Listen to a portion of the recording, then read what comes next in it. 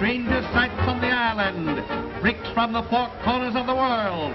For 2 nickels, 1 dime, a 10th part of a dollar, we've got the show if you've got the dime. My name's Fred Kahl. I'm an artist from Brooklyn, New York, and we're sitting here in the Coney Island Circus Sideshow in Coney Island, New York.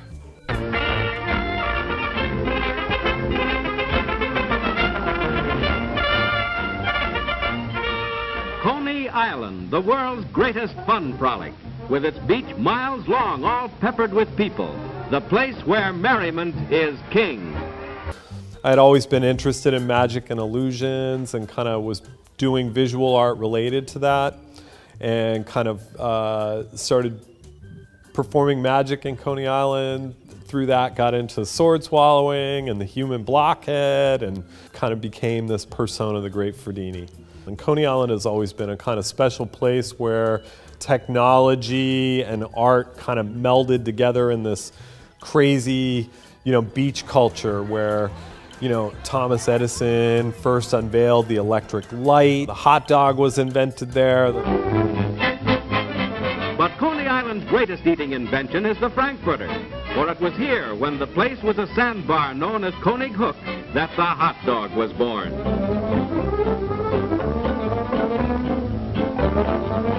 Zowie, it's Coney Island caviar.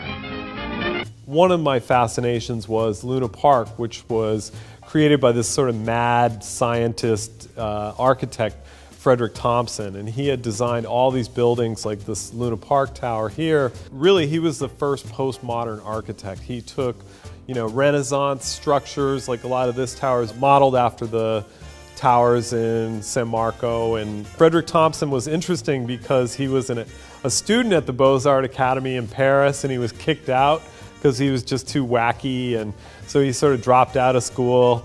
He came back to America and got involved with the World Fair and the World Columbian Exposition in Chicago, and then the later Buffalo Exposition. Him and his partner Skip Dundee started a ride at the World's Fair called the Trip to the Moon, where they simulated a voyage to the moon.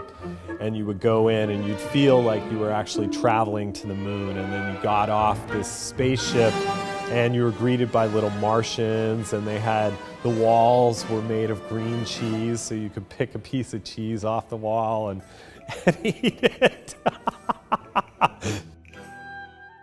When they came to Coney Island, they bought an old amusement park, which became Luna Park, and they transformed it into this magical environment. And the thing that was so special about Luna Park, aside from the architecture, was that all the buildings were encrusted with light bulbs.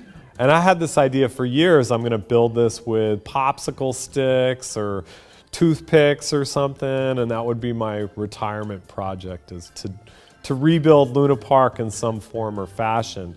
So when 3D printing started happening, I realized, here's my opportunity. I can actually, use this technology to do this. So then my other interest was, if I'm rebuilding Luna Park, how do we create models of people to populate it? One of the things that really changed was when Reconstruct Me came out, because they allowed you to use an Xbox controller, $100 piece of hardware, and this actually can, with Reconstruct Me software, can produce a scan better than a $20,000 piece of equipment would. So it was a really major innovation.